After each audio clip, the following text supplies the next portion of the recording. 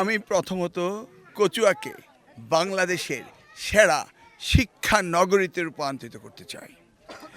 আমার কচুয়ার ভবিষ্যৎ প্রজন্ম প্রত্যেকটি ঘরে যেন আমি সুশিক্ষিত সন্তান পাই। কচুয়া থেকে শুরু হবে এই বাংলাদেশের মানব সম্পদ তৈরি করা, কর্মসংস্থান তৈরি করা। সেটা কচুয়া থেকেই আমি শুরু করব এই যাত্রা, যেই যাত্রা আমাদের প্রিয় নেতা তারেক রহমান সাহেব সারা বাংলাদেশকে পরিচিত করতে চান একটি মানব সম্পদের বাংলাদেশ হিসাবে।